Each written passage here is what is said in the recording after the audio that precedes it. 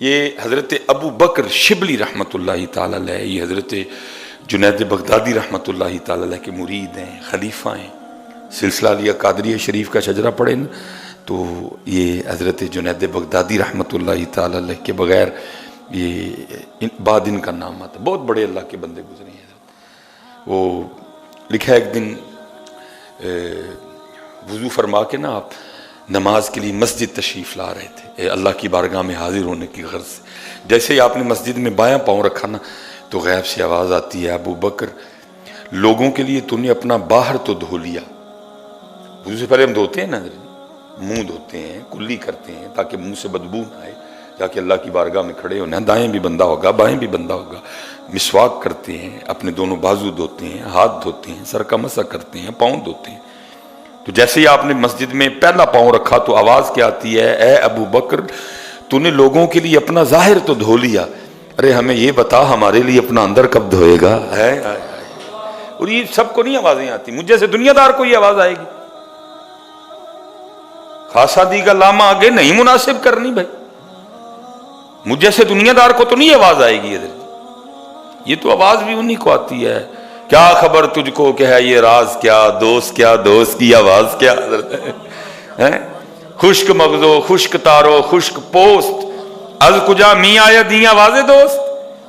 تیرے اندر جو خون دوڑ رہا ہے اس میں بھی حرام ہے، تیرے وجود پہ جو گوشت چڑھا ہے اس میں بھی حرام ہے، تو نے اوپر جو کپڑے پہن رکھے ہیں اس میں بھی حرام ہے، تیرے پیٹ میں جو کھانا ہے اس میں بھی کتنا حرام ہے، تجھے آواز آئے گی؟ تو کبھی چھوڑا ہمارے لیے حرام کو، پھر دیکھا آواز آتی ہے کہ نہیں آتی ہے۔ ہر بندے کے لیے تو نہیں ہوتا۔ فرمایا کب دھوئے گا؟ لوگوں کے لیے تو نے باہر تو دھو لیا، ہمارے لیے لکھا ہے جی حضرت نے بس پھر ایک رنگ اختیار کیا حضرت، اور وجود پہ اتنا ہی کپڑا رہنے دیا کہ جس سے نماز ہو سکتی ہے حضرت، اور 1 سال اسی حال میں گزارا، اور پھر 1 سال بعد اپنے پیر و مرشد کی بارگاہ میں حاضر ہوئے۔ تو آپ نے خوش ہو کے فرمایا، ابو بکر کنا سونا تو توتا ہے، اللہ سارے نو انج تو ہوندی توفیق عطا کرے۔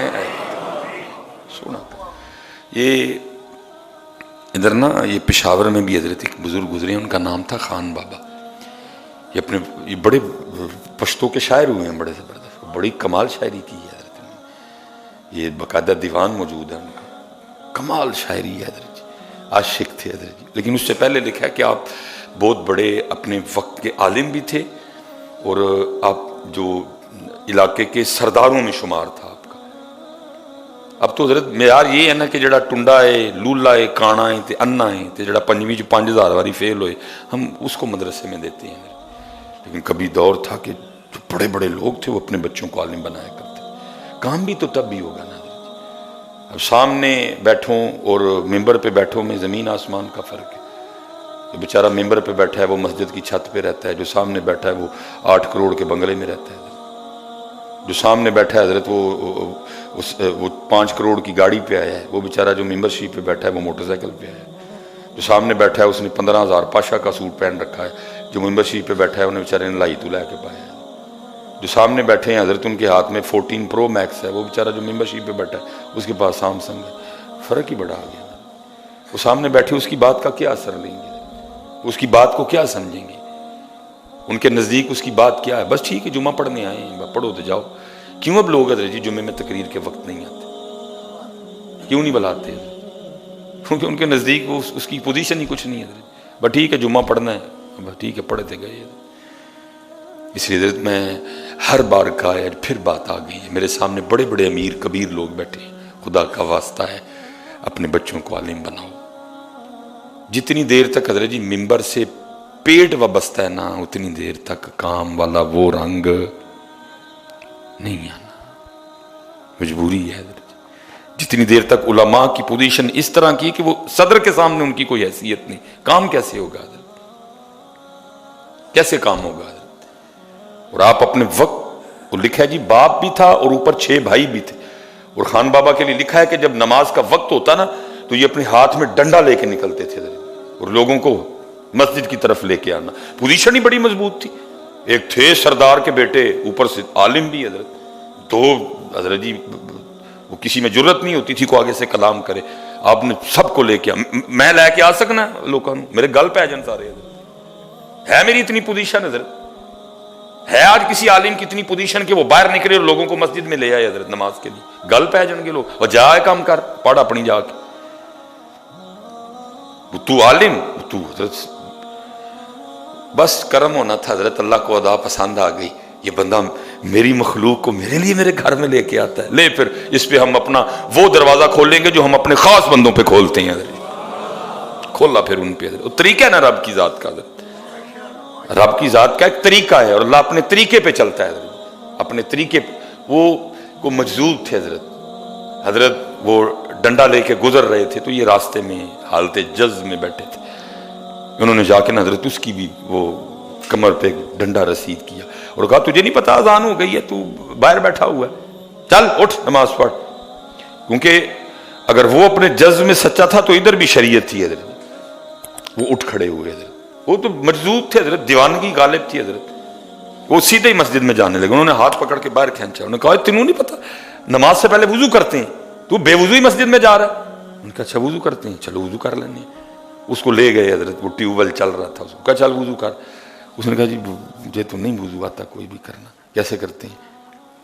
پھر حضرت اس پہ خفا ہوئے، تجھے وضو نہیں آتا، چل میں تجھے وضو کر کے دکھاتا ہوں۔ پہلے حضرت نے سارا وضو کیا، تو جب وہ وضو کر کے باہر نکلے تو فرمایا چل تو وضو کر، تو وہ ٹیوب ویل میں اتر کے کہتے ہیں مینوں تو کسی نے وضو دا طریقہ اور ہی دسیا ہے۔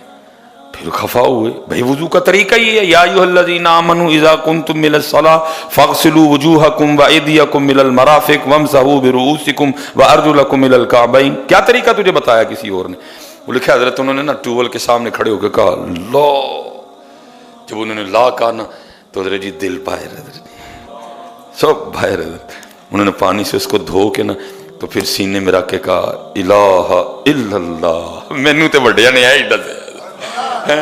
یہ ہان بابا نے حضرت ایک چیخ ماری اور یہ گر کے بے ہوش ہو گئے حضرت، وہ تو چلا گیا لیکن جاتے جاتے حضرت آپ کا بھی ٹانکا لگا گیا ادھر حضرت ہے۔ یہ اس کو دھونا بیٹا، اس کو قد افلح من تزکا، کپڑے ماشاءاللہ بڑے بڑے سونے پہن رکھے ہیں سب نے حضرت، خوشبو بھی لگی ہوئی ہے، وضو بھی کیا آپ نے، لیکن وہ کہہ رہے ہیں بندے لوکاں واسطے باہر تے سونا کر رہے ہیں، ساڈے واسطے اپنا اندر کس دن سونا کرنا ہے؟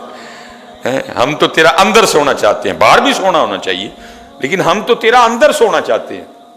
اس میں سے بغض نکال، اگر کسی سے ناراض ہونا ہے تو اپنے لیے ناراض نہ ہو، میرے اور میرے محبوب کے لیے ناراض ہو۔ اگر کسی سے ناراض ہونا بھی ہے نا اپنے لیے نہیں ہونا، میرے محبوب کے لیے ہونا ہے، اور اگر کسی سے محبت بھی کرنی ہے تو میرے اور میرے محبوب کے لیے کرنی ہے۔ اگر کسی پہ غصہ بھی کرنا ہے تو میرے اور میرے محبوب کے لیے کرنا ہے، اپنے لیے معاف کرنا ہے۔ تو نے نکالنا یہ سارا کچھ اپنے اندر سے، باروں باری پھیر نہ کڑیے تے ہونج اندر دا کوڑا، ادھر نہیں دھیان کوئی بھی، باہر ہی دھیان سارے دا سارا۔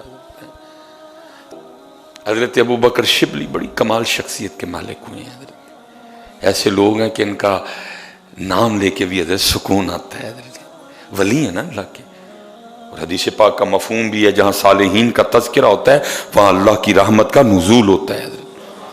کیونکہ میں حضرت ابو بکر کا نام کسی اور وجہ سے نہیں لے رہا، میں ان کا نام صرف اس لیے لے رہا ہوں کہ وہ اللہ اور اللہ کے رسول کے وفادار تھے حضرت، ان کو اللہ اور اللہ کے رسول سے ٹوٹ کر محبت تھی حضرت۔ میں اور کس وجہ سے حضرت ابو بکر کا نام لے رہا ہوں؟ اتنے پرانے بزرگ حضرت، آج کچھ احباب کو بڑی تکلیف ہے بزرگوں کے نام سے حضرت، ہم تو ان کا نام ہی صرف لیتے ہیں کہ یہ اللہ والے ہیں حضرت، ان کی زندگی پڑھو، ان کا تذکرہ کرو تو اس میں سے اللہ اور اللہ کے رسول کی محبت کی خوشبو آتی ہے۔ آپ حضرت ابو بکر شبلی کو پڑھیں گے، آپ کو کوئی کوٹھی، کوئی حویلی، کوئی محل، کوئی برانڈ کچھ نہیں آئے گا، اول سے لے کر آخر تک آپ کو حضرت ابو بکر کی زندگی میں عشق و محبت کا رنگ نظر آئے گا۔ ہم تو اس لیے ان کا نام لیتے ہیں، باقی ہمیں کیا ضرورت پڑ گئی ان کا نام لینے سے؟ اگر آپ نے دیکھنا ہو کہ عشق کرنا کیسے ہے، محبت کرنی کیسے ہے، تو پھر آپ ان کی زندگیوں کو پڑھیں، آپ کو پتہ چل گیا عشق کہتے کس کو ہیں، محبت کہتے کس کو ہیں۔